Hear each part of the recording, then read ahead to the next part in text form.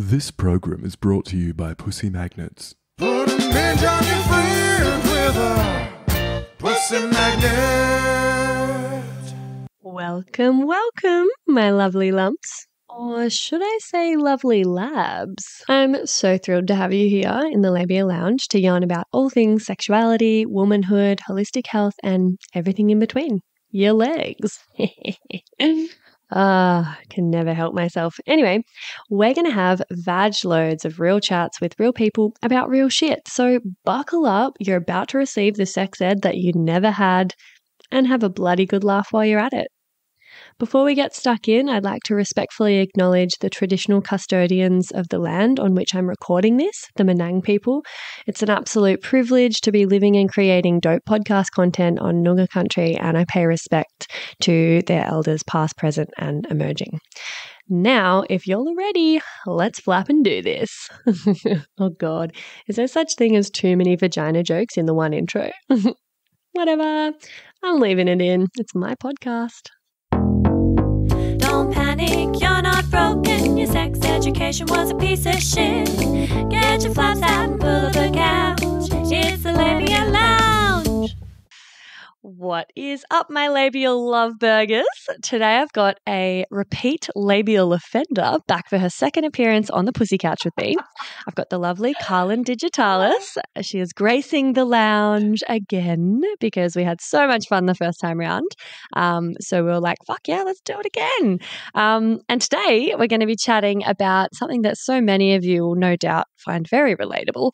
The things that we do to look sexy as women and the ways in which the ever-changing and impossible beauty standards affect us all. So pretty big topic. And also I will just say, if you haven't already heard the first episode I did with Karlyn, it was about sex-positive parenting and it's bloody ripper. So go back and check that one out as well. And yeah, if you haven't heard that, you don't know who the fuck Karlyn is. So I'm going to let you introduce yourself this time around, Karlyn. Why, thank you.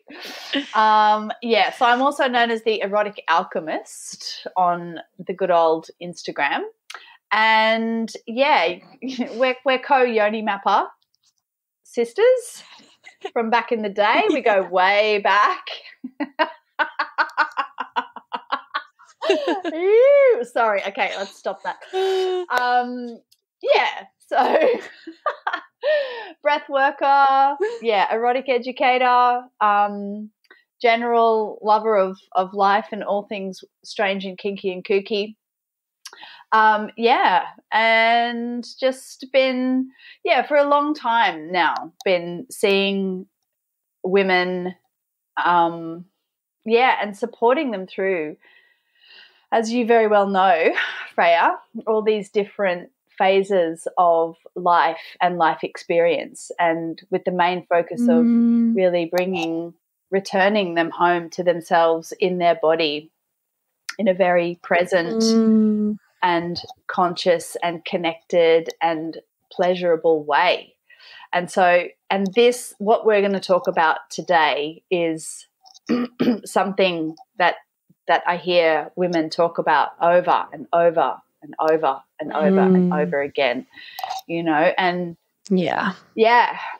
what the kind of pressures really that I guess that we're under to meet these beauty standards, and a lot of, quite frankly, unrealistic beauty standards, you know, and it's been like that for a very long time. Yeah, absolutely. Yeah, I guess we're in a pretty unique situation in that we work really closely and intimately with women. So we hear about all their insecurities or their fears or their body image issues or their vulva image issues, and how that's affecting them in their bedroom, how it's affecting their confidence and their self-esteem and their self-love. And so we've kind of got that insight with clients really regularly. And then also we have suffered it ourselves. Like, we are in that, you know, we are also victim to the pressures and expectations and beauty standards and all of this, like you said, unrealistic bullshit. And so, yeah, I just thought it was going to be a pretty fun conversation to delve into, because I kind of feel like, at least now at this point for me, I'm largely not affected by it as much as I used to be. I've kind of sidestepped and detached from all of that stuff. And I think you probably have too, although you did just say before we pressed record, well, middle age has seriously arrived. So this is a good topic for me right now. It is. As you were like pulling on your skin, on your face. Jowls. Jowls. Anyway. Jowls. Yeah, so I don't know. It's something that I'm really passionate about because it used to affect me enormously, and I mean, it's nothing on what's available nowadays and what I'm seeing people doing to their bodies in the name of, you know, looking sexy or attractive. But I did alter my body in some pretty major ways when I was younger, to try to feel confident and feel sexy. And it sounds like you've obviously also experimented with some stuff. So I want to chat about, you know, the things that we've done. I almost am like, should we just call this podcast the fucked shit we do to ourselves to look sexy to men? Like, you know. Yeah.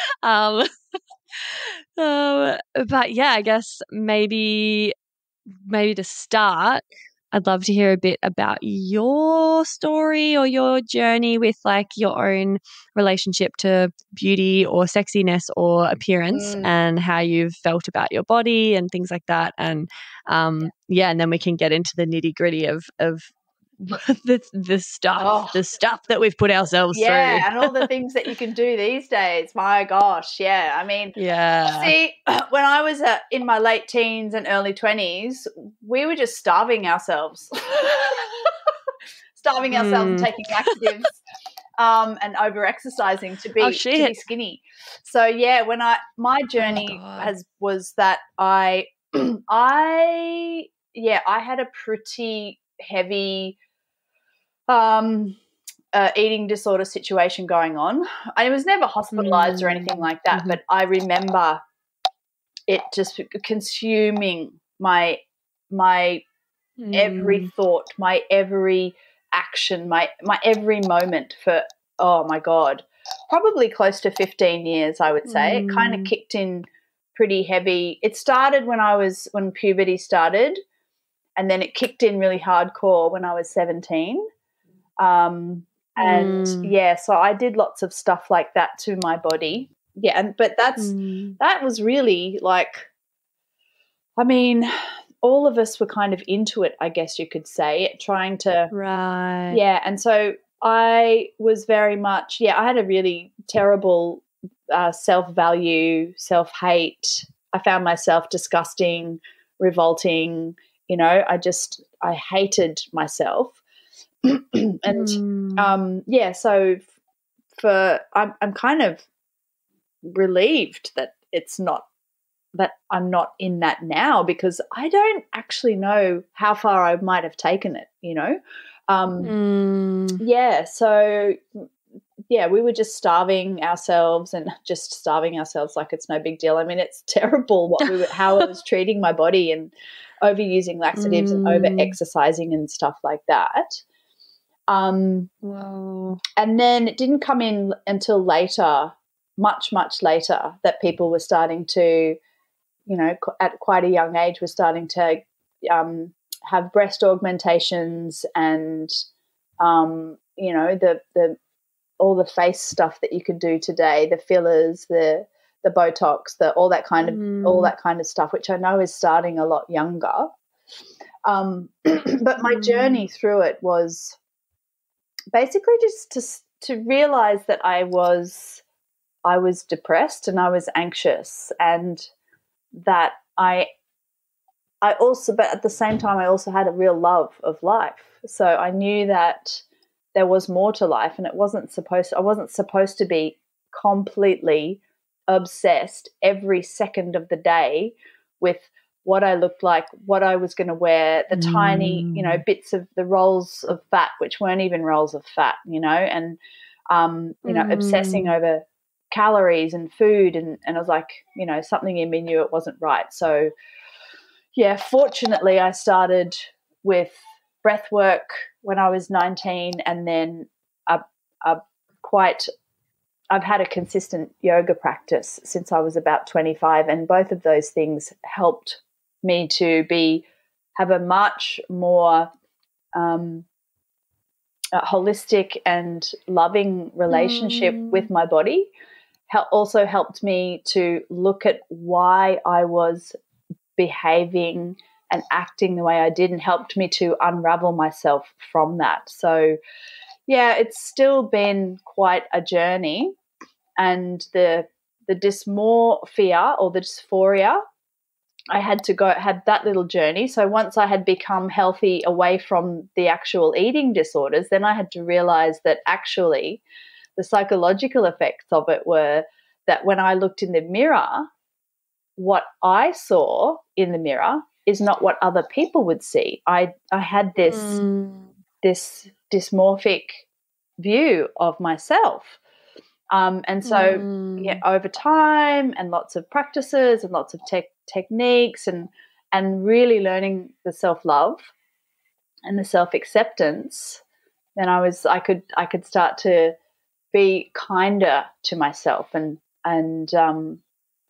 calm down that inner critic that was constantly telling me I wasn't good enough and I wasn't skinny enough and I wasn't pretty enough and I wasn't smart enough, and actively coming away from magazines and stuff like that. So I used to really be into fashion magazines and all that and all that kind of thing. So actively coming away from the influences that were telling me, you don't quite meet up to this.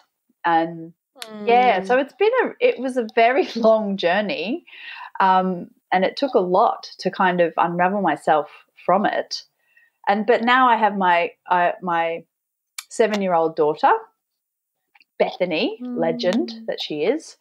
And so it's really, I'm really actually very, very aware of how I treat myself in front of her and how I am with myself and my body in front of her. So I'm often like, I'll often like stand there and like jiggle all my wobbly jiggly bits and giggle with her and be like, check it out. And she's all, and she has a giggle, just so I do as much as I can to let her see that I'm really comfortable in my body, even though my body is turning into going down the middle-age path. Woohoo! With wrinkles and cellulite and saggy boobs and all this kind of stuff, and the inevitable part of life. But I really try to be aware of to kind of transfer the body love and the body care, and that everything, the way you are is absolutely perfect and fine. And in fact, it's amazing and it's incredible, and your body is this incredible instrument that you're going to have for the rest of your life to play in. So that's the kind of message that I try to, I'm very conscious of transmitting over to my daughter, because I don't want her to have the self-hate that I had, and I don't want her to be thinking that she has to keep up with these unrealistic beauty standards. Yeah, big time, big time.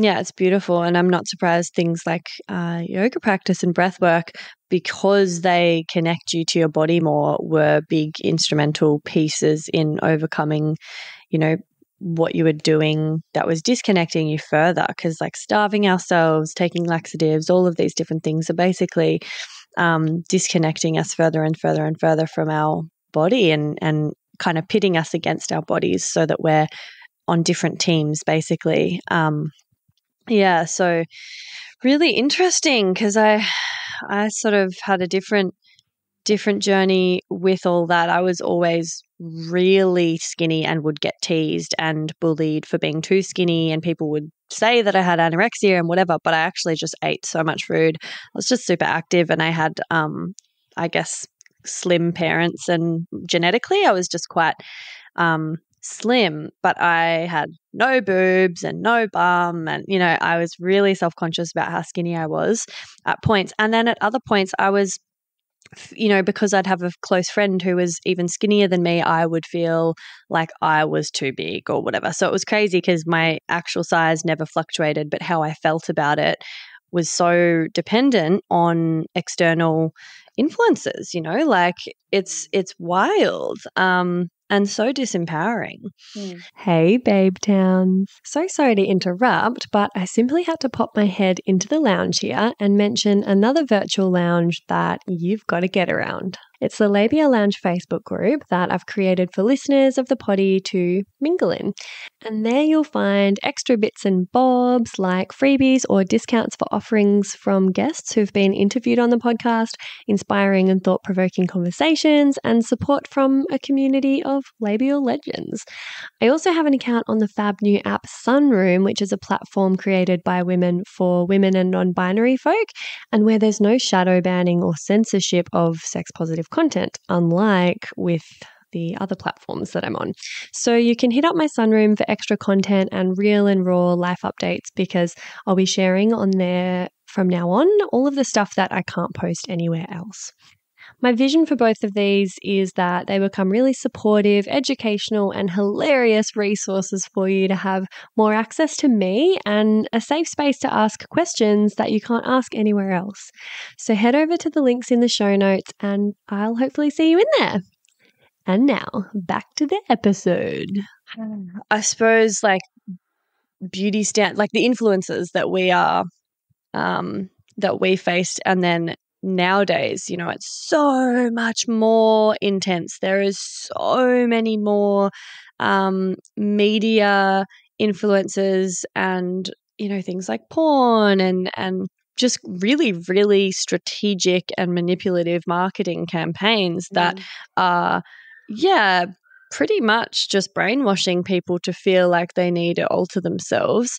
And this sort of serves the big companies. It serves the patriarchy because it keeps us really insecure and self-loathing. And so we keep buying things and we don't get too big for our boots. And there's like a whole lot of pretty massive systemic reasons why it serves the powers that be to keep us feeling ugly and as though we need to keep changing our bodies or our appearance or paying for these different things. And you mentioned a few things that I'd never fucking heard of, like BBLs and glow up culture. So I'd love to, just what are they for starters, and like chat about the sorts of beauty standards that were around back when we were being affected by them and the ones like around now. Well, the ones that were around when I was in my late teens and being very influenced was super skinny. Like you had to be, it was super, super, super, super skinny. And I even remember thinking I had this goal that I just wanted to be like a skeleton. I wanted to be able to see my bones through my skin. So that was the fashion thing then. There was even a period of time where heroin chic was the look. And it was literally, it was. And the look was so like really unhealthily skinny, but even quite drug fucked, actually. That was like the trend for a little while. But in and around that, it was always really, really skinny, you know, it was this time of this, it was the rise of the supermodels. And so that's what was happening then. But what's happening now is like the opposite of that, which is you've got the Kardashians that are heavily influencing the look of the female form. And so that's where the BBL comes in. It's the Brazilian butt lift. So it's and I just heard recently that I think it might actually be beating labiaplasty as the fastest rising, most popular surgery that women are asking for is a BBL. And what happens is you go under for a general anesthetic, they take the fat out of other parts of your body and they inject it all into your butt. So you've got this super accentuated butt. And it's very problematic because people can become very ill if it's not done correctly. Some people have even died. In one clinic in Florida alone, 13 people died because where they didn't inject the fat into the right place under the skin. So it went too far in and went into their heart and killed them. I mean, Hello.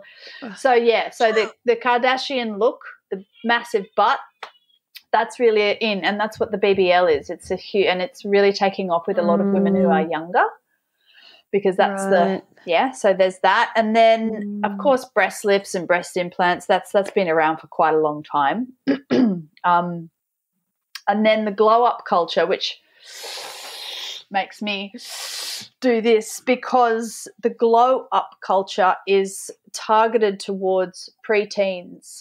So it's the kids, little kids, and and so the glow up culture is, and it's all kind of marketed around love yourself and self-love and be the best you can be, but have a full face of makeup, have all these, don't go through the transition of kid to adult, skip that and go straight to adult. So the glow up culture, that's what that is. It's all about growing up as fast as you can, and there's it's quite concerning. Like, and I it makes me go like this, because Bethany loves all that stuff. So my daughter, my 7-year-old daughter, she loves all that.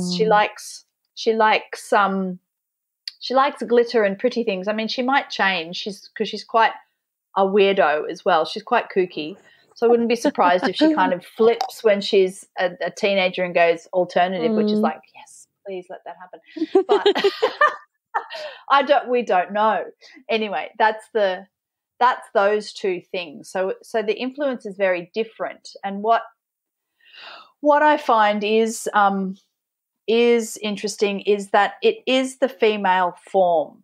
It's the female body that becomes the trend. It's like, oh, okay, so it's 1997, right, you got to be skinny as. And now it's 20, whatever it was. So in 2015, right, everyone's got to have breast implants and Botox and fillers. And now it's 2022, okay, not skinny anymore. You got to look like, you got to have massive butt, and, you got to have heaps of makeup on and eyebrows and lips, like massive lips. It's like, it's never, it gives us the message that no matter what we try, it's never good enough. We're never right. There's always a new trend, a new standard to have to reach, and it is predominantly women's bodies that are up for grabs. I know that there's a lot of pressure coming down on guys now, to be like beefcakes and muscly, and, kind of that it's shifting for them as well. But it's really women who are doing the dangerous stuff to themselves.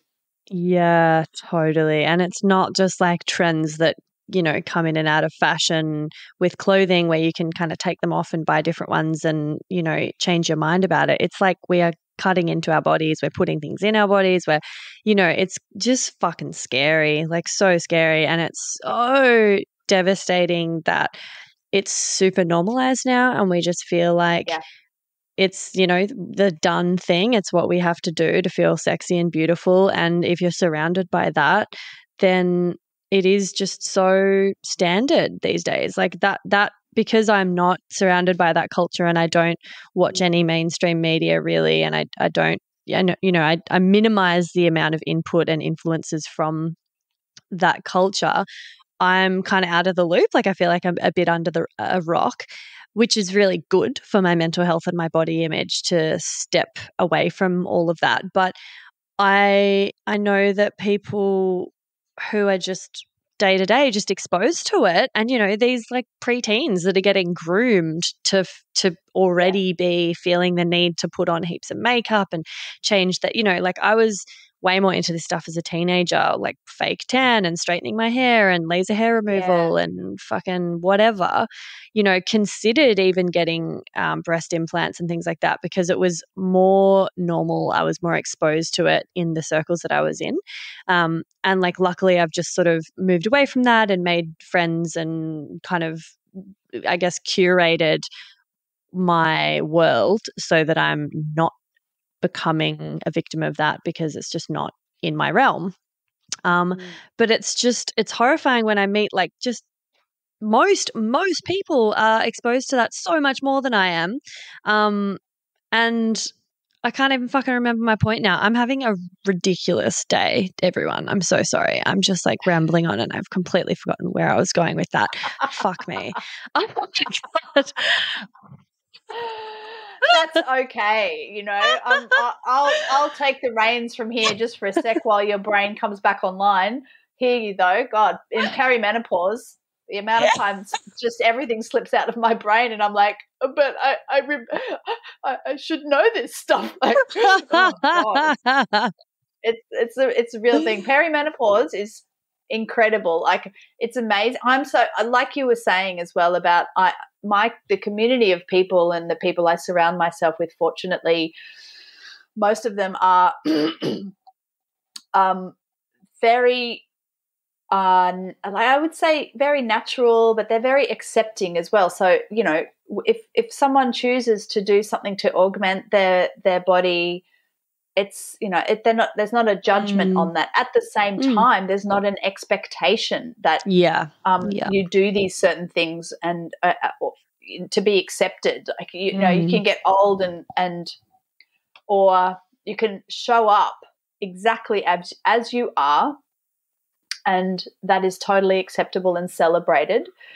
And yeah, I'm not totally against all augmentation. I think it's amazing that we have the choice and the science now to do certain little things that might actually help give us just that little boost of confidence. I think extra boost of confidence, though. I think I don't have a problem with that, but when the foundation of our value and our worth is based upon our superficial appearance and whatever new trend is in how our face and our bodies should appear to be acceptable to social standards or from the male gaze or whatever trend is on at the moment, that concerns me, you know, because I would have thought that we're further forward. I mean, in saying that, I know that there is the younger generations, there is quite a big movement from what I can see as well around them sticking the fingers up at that stuff as well. So that there is hope there. That I think it's Gen Z are coming through. They're activists. They're aware of that we are under the rule of patriarchy, that we are under the rule of white supremacy, that we're still under the rule and having to play the games of all this, you know, capitalism and stuff. And they're just going, "What? Are you insane?" And so there is that movement as well, which is really, really, I find that really exciting. Yeah, it's exciting. But then there's just a big, you know, we've still got the mainstream is still called the mainstream for a reason, and the mainstream is still under the influence of the media, social media, and whoever's at the controls there is saying, well, this is, if you want to be part of this social construct, here's the rules. You're going to play? Yeah. And I mean, like, something that I think about and often chew over is, you know, you mentioned like it's really no biggie, and you don't have a problem with people altering their appearance here, there, you know, to have a little confidence boost and stuff. And I'm totally the same. Like, there's definitely no judgment at all if people want to alter themselves. I get it. It's pretty understandable given the kind of culture that we live in and the influences.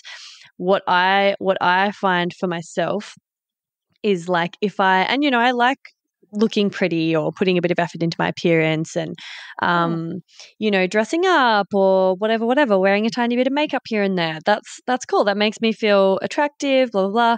And then I start thinking like, oh, but like, is that because I'm just constantly affected by the male gaze? Like, because I am always aware of this, you know, like, why do I want to look sexy? Why do I want to look attractive? Why do I feel the need to put on mascara to look more attractive? Is it because I've been sold this image of beauty that has these big eyelashes? And, you know, it's kind of like impossible to actually separate or differentiate between, you know, because I think it can be really empowering to like make ourselves look sexy and feel sexy.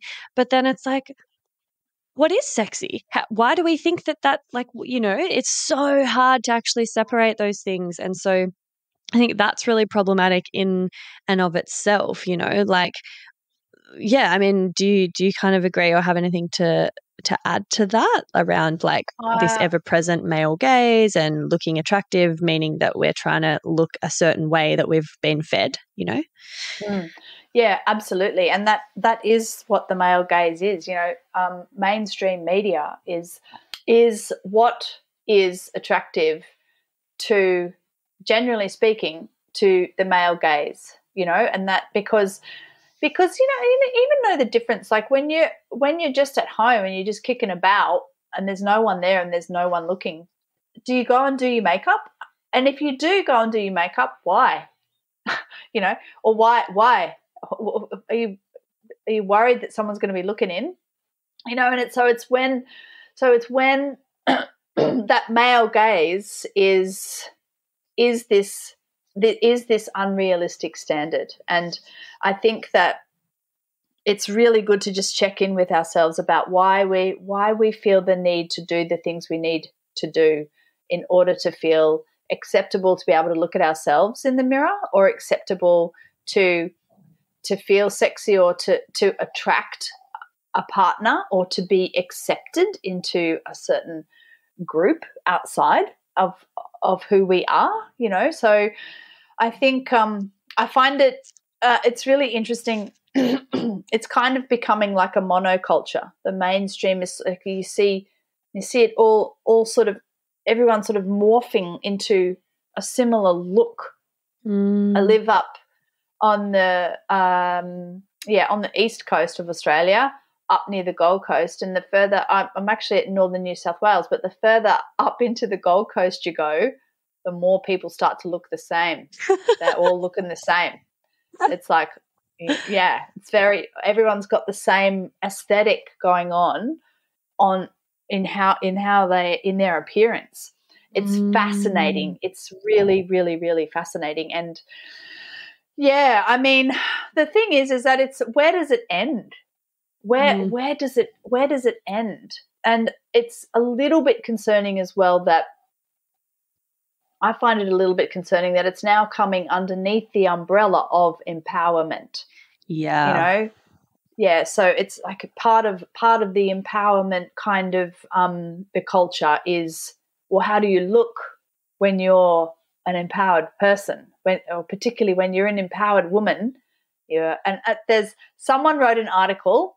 I'll try and find it, because the title of the article was something along the lines of, now we need to be a super sexy, successful, spiritual goddess. Like that's the standard now. Yeah, we've got to be sexually awakened, and, you know, knowing how to give ourselves 57 different types of orgasms, and anyone who we come into contact with, we know how to play with their body. We have to be a boss bitch babe entrepreneur with a 6-figure, 7-figure business, you know. we need to be super successful. We need to be super sexy and sexual. We need to be successful. I've already said that. And we need to be spiritual. So it's super on trend to be really, really, really spiritual. Byron Bays, if you haven't seen it. And a goddess. Of course, I can do that. I can do it all. I can have it all. I can have it all because I'm a modern woman. It's like, oh my God, I'm fucking exhausted. I want to get in my jammies and eat ice cream on the couch. Totally. Yeah. So anyway, I digress. Under the guise of empowerment, we need to be really careful about that stuff, you know, because are we empowered? Do we love and accept ourselves?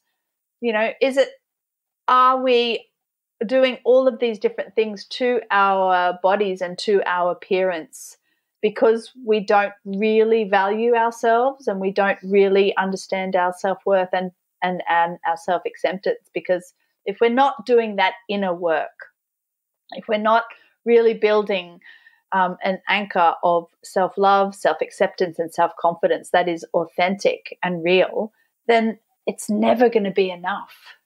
It's never going to be enough. And we're just repeating these same old patterns that we've been repeating for a long time now. Yeah, totally. And I feel like this image of an empowered woman that we're getting sold it's sexy, it's, well put together, there's the bod and the hair and the makeup and the clothes, and I'm like, what? Like, I feel the most empowered I ever have, and I live in trackies and a baggy Kath and Kim t-shirt, and I have stains on all my fucking clothes because I'm a grot and I drop my food on myself all the time, and I never wear makeup unless like I'm, it's so funny because I just I don't look like this super empowered woman to a lot of people, but I feel the most empowered I ever have when I am completely detached from beauty standards because they don't fucking matter to me. And I don't think I can always completely sidestep that. Like, I do still have days where I feel really like frumpy or ugly or gross, and if I'm, if I've got a recording or a meeting or whatever, I'll be like, oh, well, I'll just put a little bit of eye makeup on and wear some nice clothes. And I love that. It feels nice. But it's so funny because there's this like conflict of like, well, on one hand, like women throughout the ages have anointed ourselves, have used beautiful lotions and this and that. And and it's like, yep. Love that. Love doing that. Love, getting really into that. The feminine loves beauty and loves, I like picking flowers and having them around the house. And there's different things that make me feel feminine, make me feel empowered and connected to myself and my femininity.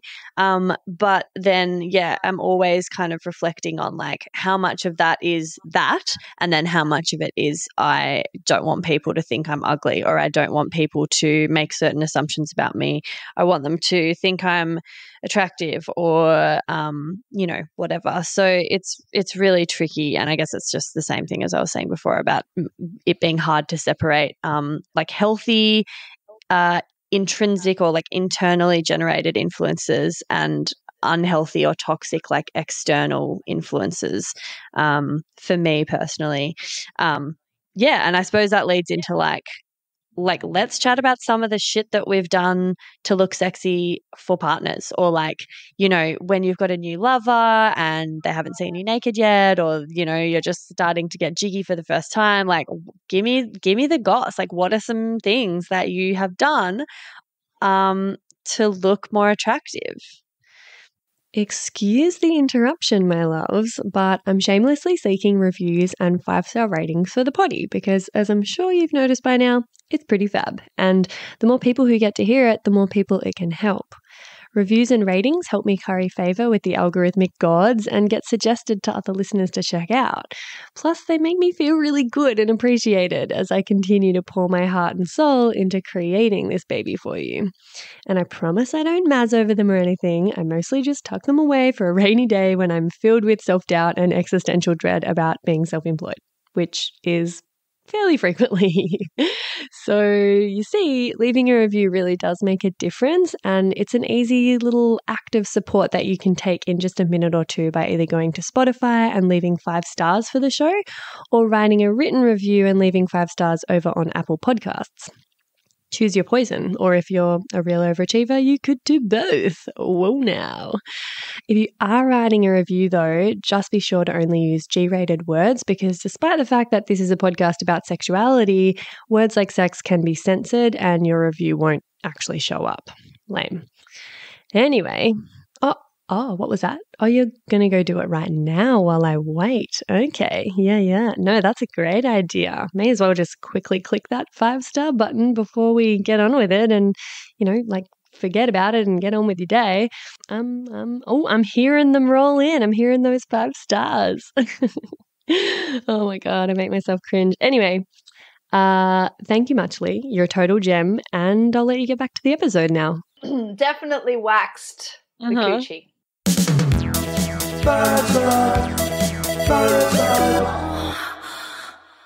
Not all the way off. I don't do Brazilians because for me personally, I I don't really fancy that look. It looks prepubescent. I like to have a bit of hair, but I definitely get all that hair off from the underside and the butthole. Undercarriage.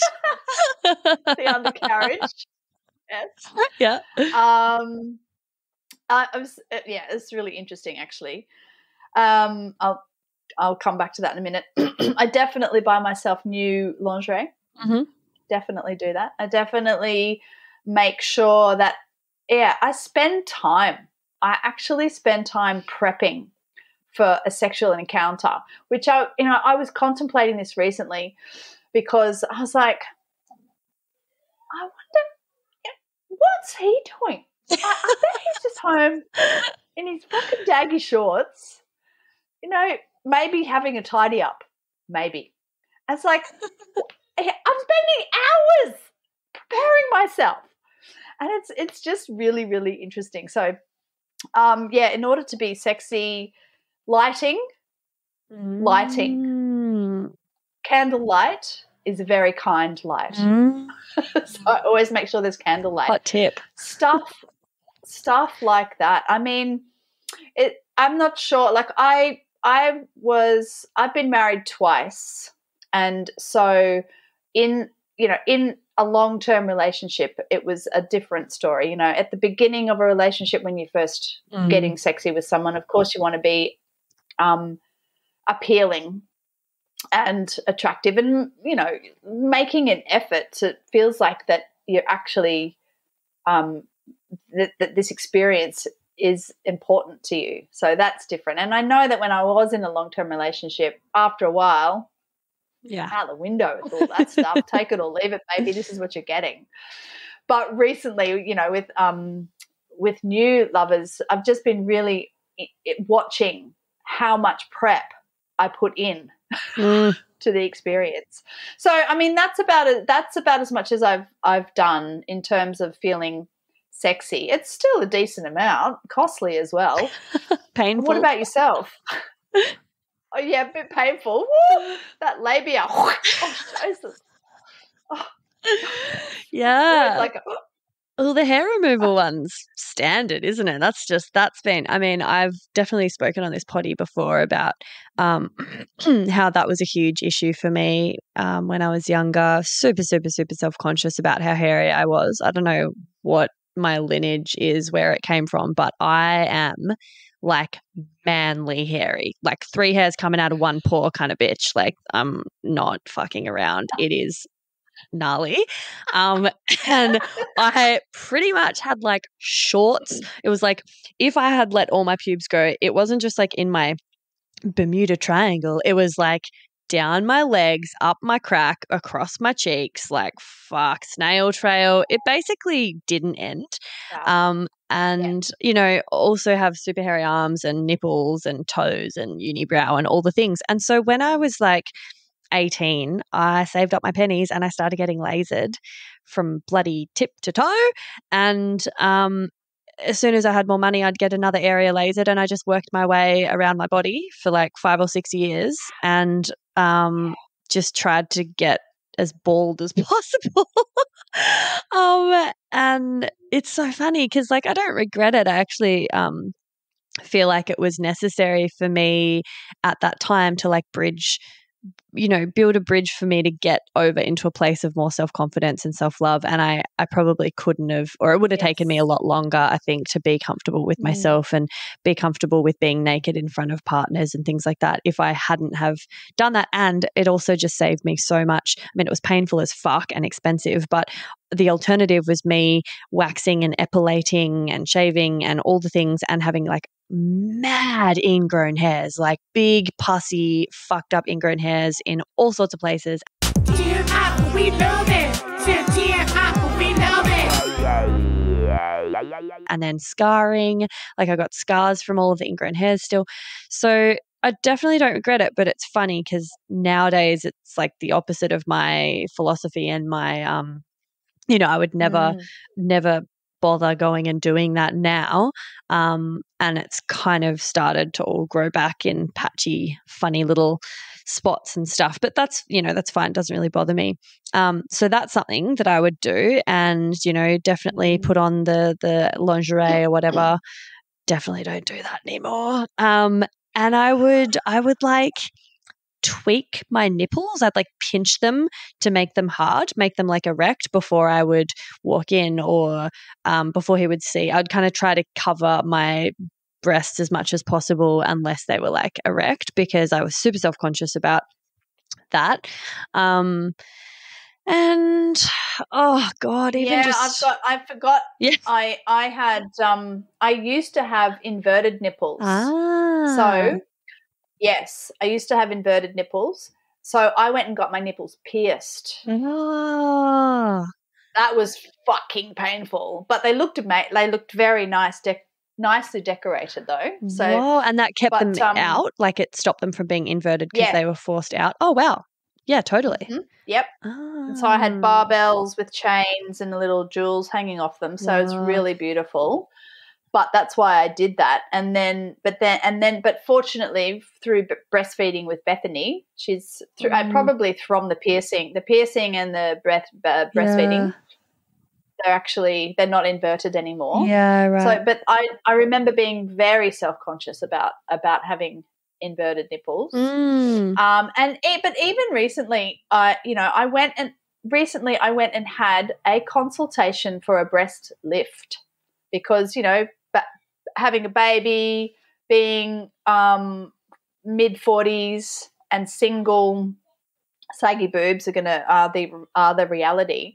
And so I went and had a consultation, and I was like, wow, I'm actually doing this. I went and had the consultation, and I thought about it, and I was like, I had some chats with some friends as well. And it's just, I'm not going to do it. I might do it in another 20 years, see how I feel. But, it's like, oh, wow, here I am. Like, why am I doing this? Why am I doing this? Like, I really pulled apart the psychology for myself around why I went to do this and why I felt like I wanted to do it. So yeah, it's really interesting. It's really interesting being a midlifer and being single, because it's a very different landscape. It's a very different landscape, and the reality of the aging form it's another thing to consider. But I went for so long when I was shiny and smooth and perky, and I hated myself. Like if I sit and think about it for too long, I actually find it extremely upsetting at how I felt about myself. And now I have done so much beautiful work on myself that I love and accept myself. I mean, I really fucking love myself more than ever. And I'm kind of like, do you know what? I cannot do that to myself again. I can't go back. Like, this is me, and I'm a fucking amazing human. And if on this kind of like relationship connection with another person phase of my life, if someone isn't going to enhance my life, there's no way in hell I would waste my time with a person who isn't like, do you know what? You're epic and amazing, and I want to spend heaps of time with you. If they're not an enhancement to my life that I've worked really fucking hard to make good, more than good, to make exceptional, then okay, I'll just live the life that I have with all of the amazing things that I've got. Yeah. And I think it's really important to kind of do that inventory about why are we doing the things that we're doing? Who are the people that we're spending time with? What is their influence in our life and on our psyche? And, are we having enhanceful experiences with our dudes, with our friends, with our community? Yeah, totally. Like I was going to say, it's a bit of a dickhead filter, really. If there's any things about your appearance that you're worried aren't going to be, appealing or attractive to someone else, fuck them. Because That is I so good. certainly don't look at people and go, ew, they have saggy boobs. I'm not going to fuck them. Or they're not an epic person because there's some physical thing that's lacking in the eyes of, society's beauty standards. Like, I just don't, that whole thing around like, oh, I've got to like look a certain way for a partner is like, ew, why would you want a partner that cares about that stuff? No. Like, I don't like that. And I also think like, like you're saying, like the people you surround yourself with and things, like I don't look at other women in this super critical way that, and when I looked at myself in a super critical way, I found myself looking at others a bit more critically too. And it's almost like the more I would suspect if you did go and get this breast lift, you'd be like, oh, and then start looking at other people's boobs and then start thinking, oh, what else can I mean, maybe not you personally, but I know that it is addictive when you augment something about your body, you change something, you get this result, and then you start thinking, oh, like what else is not good enough? What else do I need to change and improve? And well, that was quite easy, and now I like the look of that, so maybe I'll just go and get some Botox. Or, it's a slippery slope once you start changing things and feeling the need to change them and getting positive responses from people being like, oh, you look great, oh, this is amazing. And then I think we also start seeing everyone else through a really critical lens because we're overly focused on aesthetics and appearance, So I feel like it's really dangerous in that regard. I do. I agree with you. It is a slippery slope, and it's really dangerous. And then who are our friends and our community? And that's actually something that I find. I hope I'm not going to offend anyone by saying this. So I actually find it really exciting, the non-binary, like sticking the finger up to these conditioned gender roles and expressions of gender that we have previously been kind of forced into. And when I look out into the generations that are coming up, and I see a whole bunch of the non-binary and trans community, the queer community actually is where I feel the most comfortable, to be perfectly honest.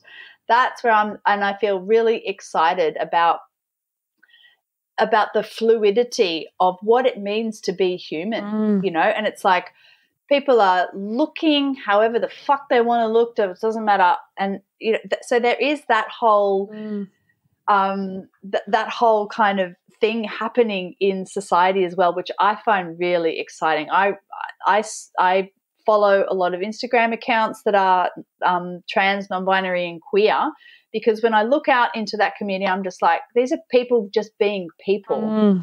They're expressing themselves however they feel is how they want to express themselves, and that's really exciting. Yeah. I love it. And I think like the difference is like when people in that community augment or change their bodies or get plastic surgery, it's because they're actually trying to feel more authentic, like they want their appearance to more authentically match their internal, either gender, Reality. whatever.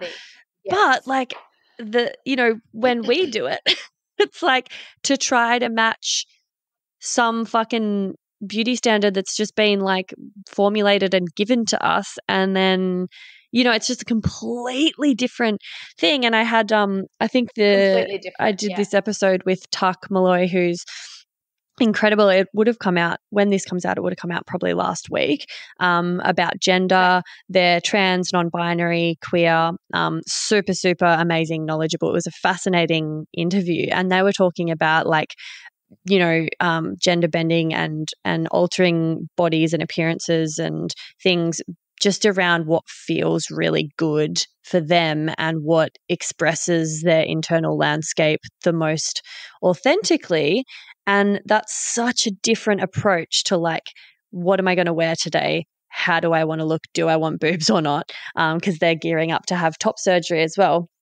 And they were just talking about how it's a completely different way of looking at aesthetics and appearance, and it's a tool to help them feel more connected and in their bodies and in their gender expression, rather than I guess for the mainstream, we're not changing ourselves because of anything so authentic as that. It's literally just to conform to certain expectations or standards and look a certain way because we feel like we have to be valuable human beings, Exactly. It's external validation rather than an internal reality that we're struggling with, an internal reality that's telling us, and that's a very, very blurry line, because you could argue that, well, my internal reality is telling me that, I'm going to feel so much better for myself with inside myself if I just lift my breasts up a couple of inches, so, what's wrong with that? Well, there's nothing wrong with that. But if it's because, I'll speak for myself of my own journey, if it's because I feel a bit shameful when I walk out the house because my boobs are a bit saggy, it's like, because why? Oh, because someone else might look at them and have something to say, and it's like, hang on, society.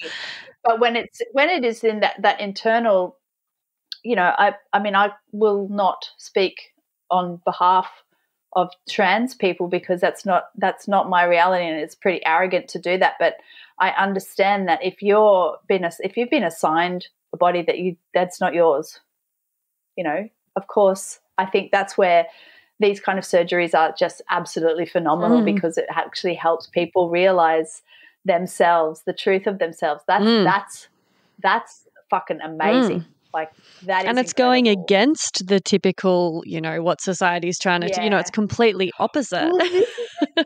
Yes, that's right. I find it really. I find this shift in how humans are expressing themselves incredibly exciting. Because it's like a make up your own rules, really. Make up your own rules.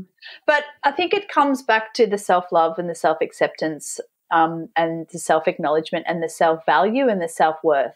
And if that is all skewed and messed up and it's a harmful inner reality, then that's probably the best place to start, is looking at that before we start augmenting the surface, our physical appearance. Yeah, totally. Anyway, that's my 2 cents. That's just me. Well, no, that sort of segues perfectly into my next question, because I want to sort of chat a little bit about solutions or next steps for, people if they do feel like, oh, fuck, I have been a bit under the thumb of this whole mainstream beauty standards and expectations and things like, and, they're feeling like, because also what I'm finding with a lot of clients is they're coming to me and they're saying, I feel kind of dumb. I feel like a bad feminist because, like, intellectually and rationally, I understand what's going on. I understand that I'm being brainwashed to feel not good enough and to feel unsexy unless I buy this makeup or I do this thing, or, I've been having these conversations with clients where they're feeling like double shame because they're feeling ashamed of how they look, and then they're feeling ashamed that they feel ashamed, and they're like, I'm a shit feminist. I'm smarter than this. I know that this is all bullshit, and yet I still see that chick with that particular body and those boobs and that bum, and I feel less. I feel less than. I feel like ashamed that I have a flat chest, or that I, don't look like that, or that, and it's just like, fuck, it's not like this stuff is, it's not like the only people that are victims to this are really like gullible, shallow people. It affects everyone. It's super hard to step outside of. And, it's really interesting that we're beating ourselves up for being influenced by it still, even though rationally we know that it's, silly and frivolous and we shouldn't buy into all of that shit.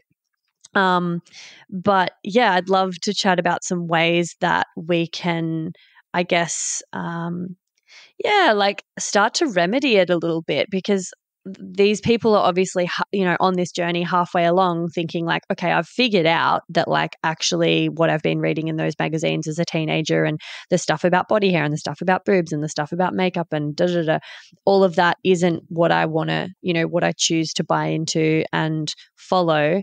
But then they're not quite as far along as actually being able to like fully not care anymore. It's so hard to just completely stop caring.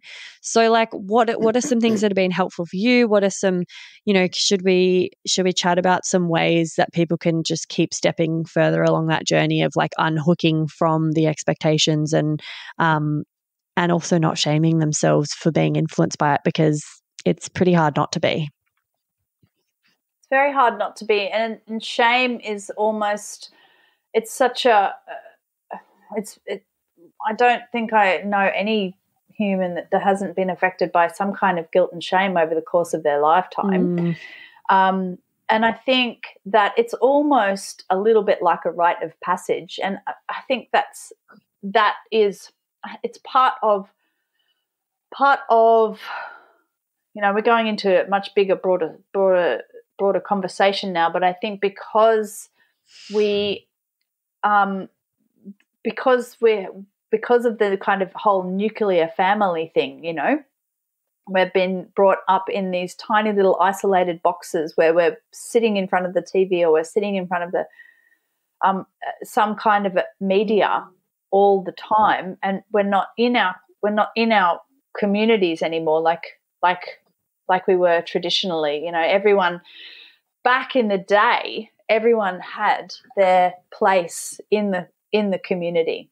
So, and I think we've kind of lost that. There is a sense of feeling quite lost and quite separated in society. And so in order to try and find ourselves, we try all of these different things. In order to be accepted, we attempt all of these different things. So I think the story of this kind of the quest for empowerment and self-love and self-awareness is a very valuable journey to take. It's but it is a bit of a rite of passage. It's inevitable that when we go from being a child and into that preteen phase, things change. If we're not aligned with our family or our society, our social construct, our community, then we're going to be seeking things outside, and that's where social media and media can really flood in and influence us. So I think it's steps on the path of self-awareness and self-acceptance and self-love and healing. And yeah, for me, definitely it was to stumble upon breath work and to start to have this relationship with my inner world and to have this tool of breath work and then yoga not long after that, to be able for me to turn my gaze from outside going, where do I belong? Where do I belong? Like, what is it? Who can show me the way? I had these things that were able to turn my gaze inward to look at myself, so I could start to feel myself and I could start to question myself and get to know myself from the inside out. I remember the first time I went to Vipassana. Actually, I've only been once, but it was kind of on that journey. I was in my early 20s, or my mid 20s. And that's a 10-day, in case you don't know, Vipassana is a very specific meditation where they use the breath. And the first step that anybody takes is you have to go on a 10-day silent meditation retreat where you are meditating for about 11 hours a day in 2 and 3 hour blocks at a time. And it was in there that my gaze really, really, really turned inward, and I was sitting with myself, and I realized that, actually, I'm good. I'm okay. I'm a good human. I like myself.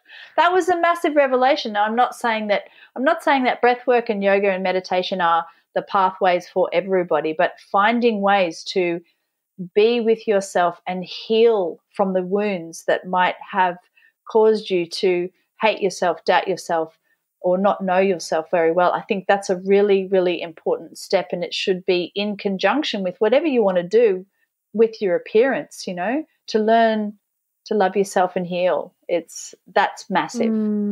Yeah. Essential. Yeah, beautiful. Hey, me again. If you'd like to support the potty and you've already given it 5 stars on whatever platform you're listening on, I want to mention that you can buy some really dope merch from the website and get yourself a Labia Lounge tote, tee, togs. Yep, you heard that right. I even have Labia Lounge bathers. Or a cute fanny pack if that'd blow your hair back. So if fashion isn't your passion, though, you can donate to my Buy Me a Coffee donation page, which is actually called Buy Me a Soy Chai Latte, because I'll be the first to admit I'm a bit of a Melbourne cafe tosser like that. And yes, that is my coffee order. You can do a once-off donation or an ongoing membership and sponsor me for as little as 3 fat ones a month. And I also have a Sunroom profile over on the Sunroom app, as I've mentioned. And I also offer one-on-one coaching and online courses that'll help you level up your sex life and relationship with yourself and others in a really big way. So every bit helps, because it ain't cheap to put out a sweet podcast into the world every week out of my own pocket. So I will be undyingly grateful if you support me and my biz financially in any of these ways. And if you like, I'll even give you a mental BJ with my mind from the lounge itself. Saucy. And I'll pop the links in the show notes. Thank you. Later. I think something really powerful for me was, and I got this idea, I think I'd already started doing it, but then I read about this suggestion in a book called Cunt by Inga Muscio. I don't know how to pronounce her last name. Epic book though. It's called Cunt. Definitely highly recommend a read. And it's a pretty massive, it was big. It was a big deal at the time that it came out. It was like, whoa, it's like a, I don't know what the word is. What's that word? Like it's anyway, it was a significant text of the times, a feminist text. Oh God. Anyway. And, she was just saying like for a month or for some kind of period of time, just completely curate all of the input. So any music you listen to, any books you read, any media you consume, make it all by women. So like cut out all of the male artists or the writers, whatever. If you can, only watch television shows or movies or whatever that are quite feminist in nature and are created by women. Listen to music by women. And I was like, wow, that's really interesting. I just hadn't considered just how much. It's like something, I think she put some stats in there, something like 70 or 80% of, the things that we consume that are input into our brains is all male created and male driven. Of course, that is affecting us whether we know it or not. It's like subconsciously we're constantly taking on and internalizing all of this, all these influences. And also just even if it's not, derogatory to women, or if it's not sort of toxic or damaging in any sort of obvious ways, it's still coming from a male perspective, which is going off that masculine blueprint, which doesn't really apply to us most of the time. So it's still sending a message that whatever we're doing, whatever experience we're having, it's wrong because it doesn't really line up with the masculine blueprint. So, and that's something I teach in, to clients and in my course and stuff all the time, is like our sort of blueprint for sexuality is all based on men's bodies. So of course we're going to all wind up feeling broken or abnormal. But, Inga was just sort of saying like, try to curate all of the input that you're reading and taking in and consuming so that it's more feminist, more empowering to women, it's curated by women, for women, and just see what difference that makes.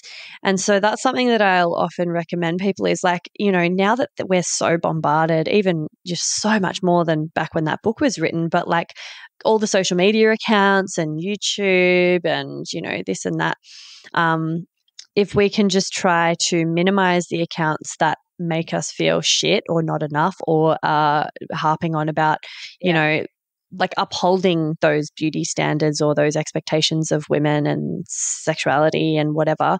And then follow accounts that are really like disruptive and really empowering. And like, you know, you were saying you follow heaps of trans and queer accounts, and that's really empowering and expansive for you to be consuming that content and seeing how they're doing things. And it's like, yeah, that makes a huge difference to your subconscious. That is like basically balancing out the scales a bit, because up until this point in our lives, we've pretty much just been drenched in all sorts of shitty influences and conditioning and media. And if we can just sort of start Filter through to the patriarchy as well. yeah, well, exactly. And it's so imbalanced. And so no wonder even the most empowered feminists of us still get affected by that, because it's you know, it's so deeply entrenched. So the more you can just curate what you're taking in terms of media and, you know, those sorts of external influences that you're allowing in, the better, because then it just slowly starts to shift the tide. So that's something that I've found really powerful, because it's like that whole thing about, oh, you are the sum of the 5 people you spend the most time with. And that's true of the people you actually spend time with, but it's also true of like the shit you're exposed to in the media. And if you make sure you're paying attention to that and being quite conscious about what you're letting into your brain and your eyes, it makes a big difference. You know, you'll start to identify with, because like when I used to work at, I worked briefly at a retail store for like, you know, just chicks clothing. Can't remember what it was, but I moved to Melbourne from the country. I was really alternative. I would only wear op shop clothes, and I was pretty like expressive with my fashion and stuff. And then I worked at this clothes store, and you had to wear their clothes when you worked there. And I was spending time with, you know, the other chicks that worked at this shop that just only cared about clothing and fashion and appearance. And they were all, you know, wearing heaps of makeup and doing, you know, all sorts of stuff to look good and talking about clothes all day long. And then I would talk about clothes all day long with customers, and I would be having to wear these clothes. And I started like getting really into fashion and clothes and getting obsessed with how I looked and what clothes I was wearing. And I was like, ew, what the fuck? That happened within like 2 months of working there. I'd already noticed I was spending all my fucking paycheck on clothes and like wanting to look a certain way. And I was being really influenced because that was the environment I was in and the people I was around. Yeah. So I think we can't underestimate that, you know. For sure not. No. We are vulnerable. You know, we are creatures that, you know, we want to belong. We want to belong. Exactly. We want to belong. We want to find our tribe and our community. And and so it's true. Like how, and of course we're going to make mistakes along the way. And of course we're going to do shit where I look back and go, oh my God. And that is totally okay. It's totally human. And it's, you know, being a mucky, messy human is part of the deal, really. But yeah, it's that, again, it's that self-awareness and just checking in and going, oh, why am I actually doing this? Do I feel good? Am I happy? Because if not, okay, I might need to change what I'm doing and where I'm hanging out and who am I hanging out and who's influencing me. Yeah, for sure. Yeah. And we are vulnerable. We're so vulnerable. We're so vulnerable, fragile, messy little humans, you know, and very easily influenced. Totally. And there's no shame in that. Like there's definitely no judgment coming from me with all of that. Like I've definitely been there. And I feel really fortunate that I met the right people along the way and found myself in the right communities, that I didn't wind up with half my body plastic, which definitely could have happened. You know, like in the beginning, I was so insecure about my body. I would have, if I had the money, quite happily changed most of it, you know? So I feel really lucky that I got out of that culture when I did. But agreed. Anyway. I mean, I was just thinking as you were talking there, I think another huge thing for me was actually making this very deep connection with my sexuality and with my pleasure. That was huge. That was almost like a quantum leap, and it's very much what I share with the people who come for erotic education and the yoni mapping therapy sessions, that when I found that when I connected with my sexuality and realized that my body was built for pleasure, and I found a way to give myself that pleasure, my relationship to myself totally changed because I was able to feel this and live a pleasurable existence through my own hands, or, you know, it's not just about having sex with myself. It was also about the deep feeling and the intuition and the fine-tuned connection to myself, that even being in certain temperatures or wearing certain certain fabrics, eating certain foods, like suddenly I became this very in touch, very in tune, connected feeling human being. But being able to give myself pleasure and know what it feels like to be in a body that's able to access so much pleasure, like that was a game changer as well. I think in terms of the connection to myself, like, oh, I've really got myself.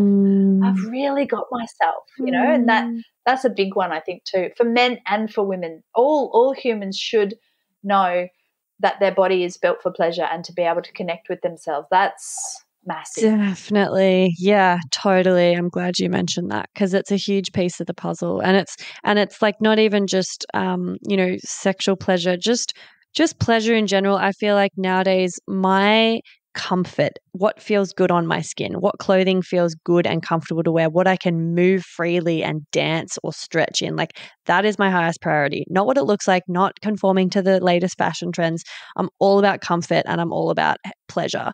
And I think that came from doing that work on my sexuality as well, like you were saying. So yeah, I mean, if anyone wants to delve into that world, Karlyn is an amazing practitioner with epic offerings that I'll pop into the show notes.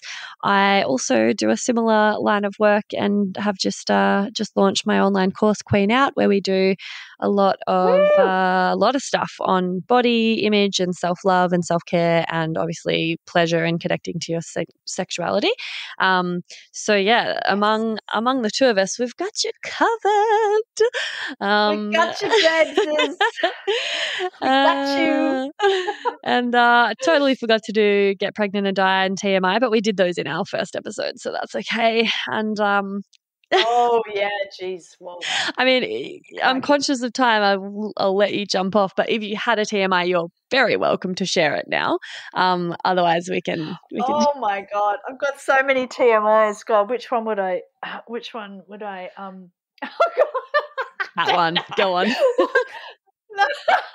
Oh God, no! I really can't do that one. Come on. Okay. Don't hold out on us. Oh God, I can't even believe that came into my head. No, I really, really can't do that. Are you kidding right now? All right, fine. But you're telling me later. Okay, I will tell you later. I'm just about to run out of battery. I better be quick. Oh my God, too much information in regards to. Let's keep it on theme. In regards to. Oh God, no! I've lost it now. I've just got all these crazy things going on. Oh God, fanny farts and oh my God, just all sorts. Oh God, no! I'm gonna pass on that. That's fine. One. You give me a all TMI. Good. All good. Yeah. And I've just got the little warning sign that my yeah. Oh, good. That's a minute. Yeah, let's jump off. I'm so oh my God, so brain dead. Wow. If you guys have stuck with us until now, thank you so much. I am such a mess today. It's been one of those days, and I don't think I've ever been so sloppy on a podcast. So really appreciate everyone hanging in there. And thank you, Karlyn, my darling. I love you so much. Thanks for jumping on again. And I love you too. Yeah. Always a pleasure. Thank you. Thank you for inviting me. It's so much fun. Yeah. All right. Let's do this again. Yes, definitely. We'll jump on again in future. All right, babes. That's it. That's a wrap. I'm gonna stop recording. Love you lots. Bye. And that's it, darling hearts. Thank you for stopping by the Labia Lounge. Your bum groove in the couch will be right where you left it, just waiting for you to sink back in for some more double L action next time. And in the meantime, if you'd be a dear and subscribe, share this episode, or leave a review on iTunes, then you can pat yourself on the snatch, because that, my dear, is a downright act of sex-positive feminist activism.